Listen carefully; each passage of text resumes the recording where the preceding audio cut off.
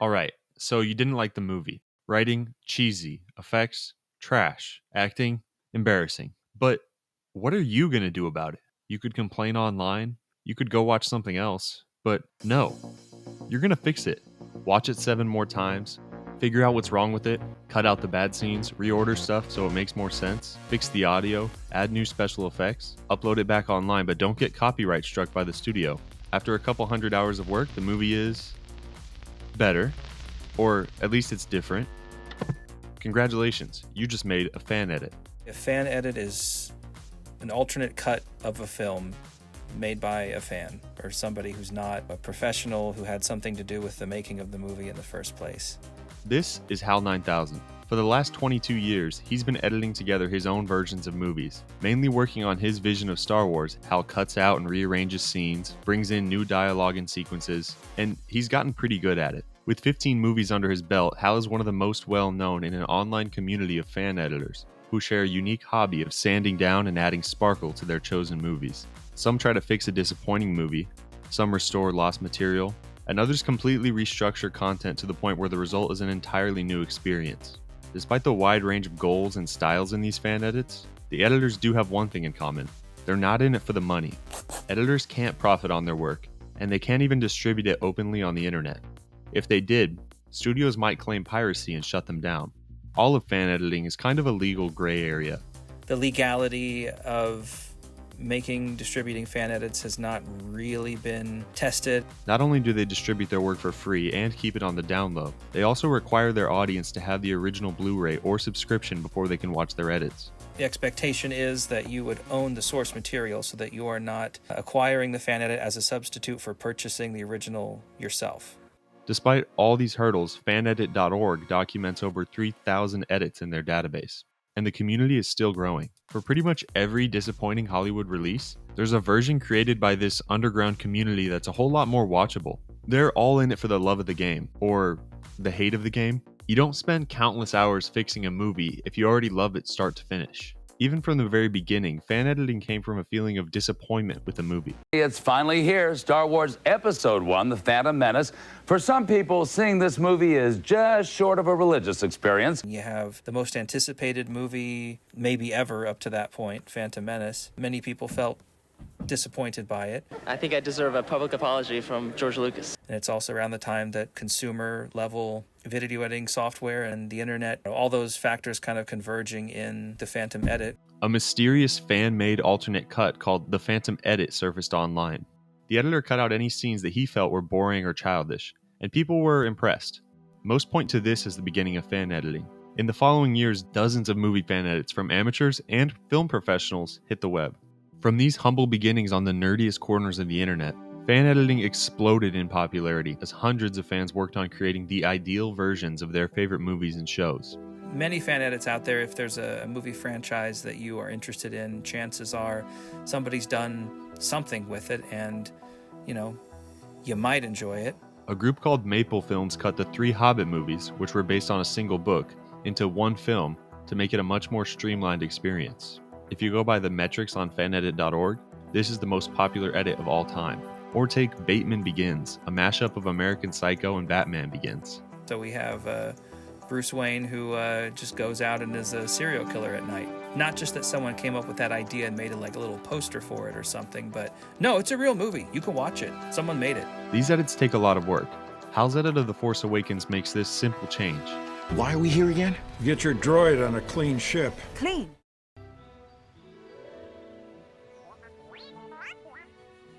But even something as simple as removing a line of dialogue from a scene can take hours.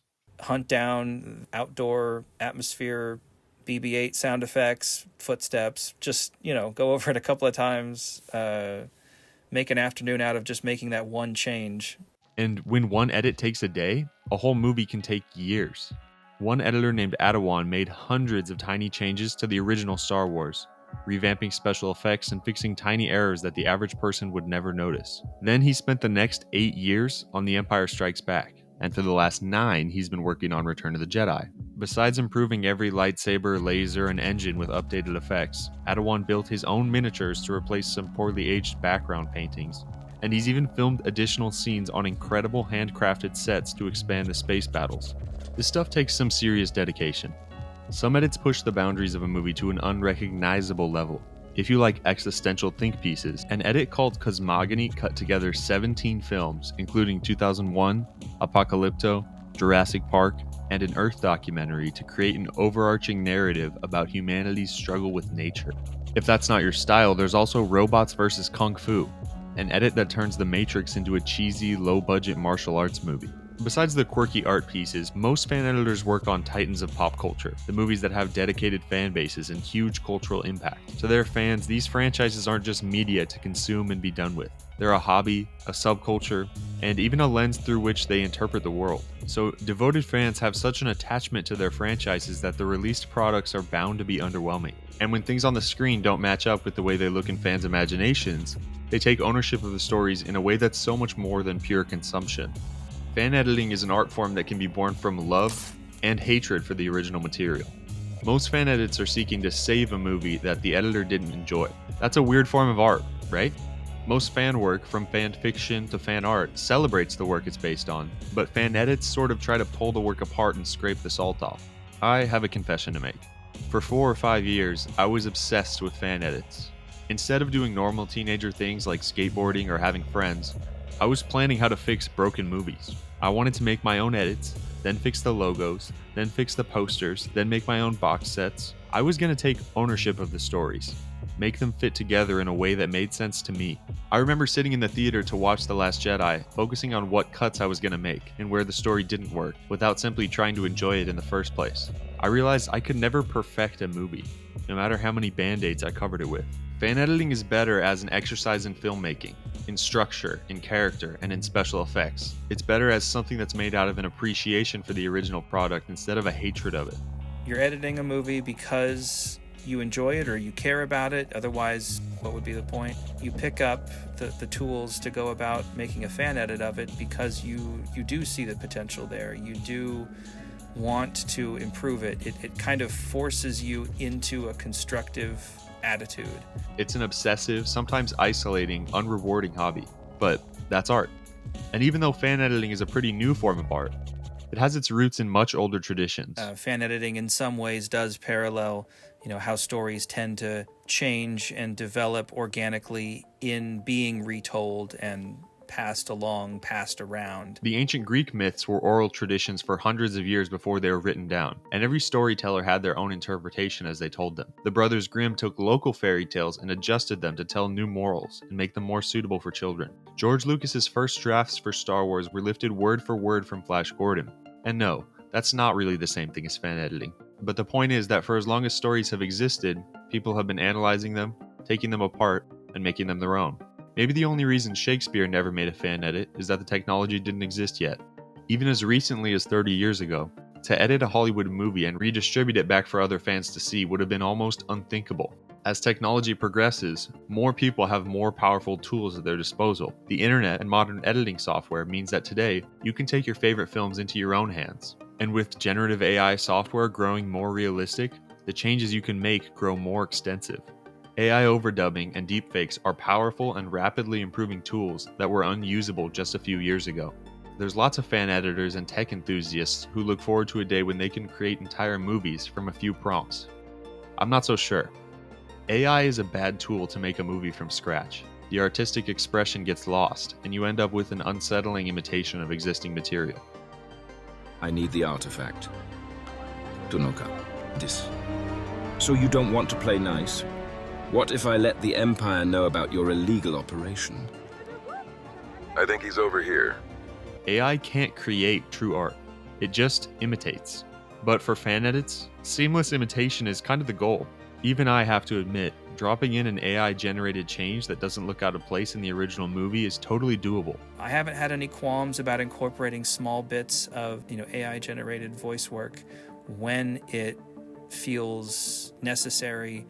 My biggest concern with it would just be that it could kind of make the end product worse if not used very carefully. As technology becomes more democratized, more people have the power to take their favorite media into their own hands. And the edits are only getting better. One of the most anticipated fan edits of the last few years promises to turn the Kenobi show from Disney Plus into a movie. an editor called Pixel Joker has made impressive changes to the story and to the special effects, even going so far to film new scenes to fit his vision. But Pixel Joker's been posting updates on and off for the last 3 years, and there's no release date in sight. Why is this taking so long, you might ask?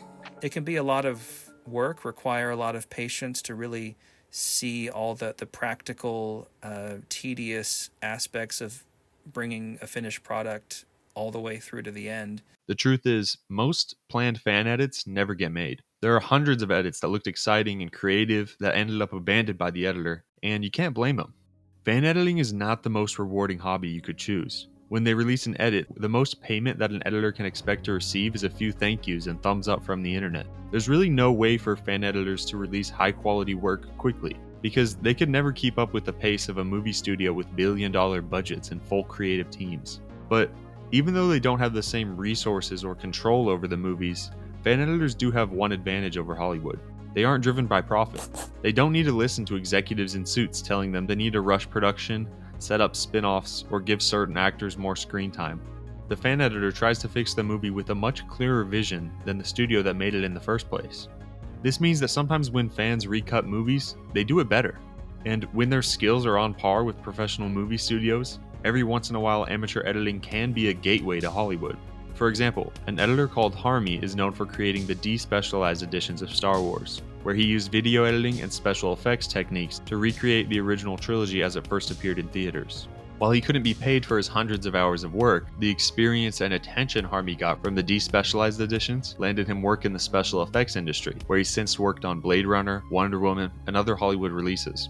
But for most, fan editing is just not about getting something in return. I've never collected any money from anybody, even when it's offered. That's just not what it's about. It doesn't feel right to me to take somebody's money for a personal fan edit. Even if it was somehow about, okay, people are somehow, I don't know, paying me to do this. Well, now it's just a job. I don't know. In today's world of side hustles, I have to respect the people out there who commit so many hours to a true passion project, even if their passion is cutting out Jar Jar Binks' poop jokes. Oh!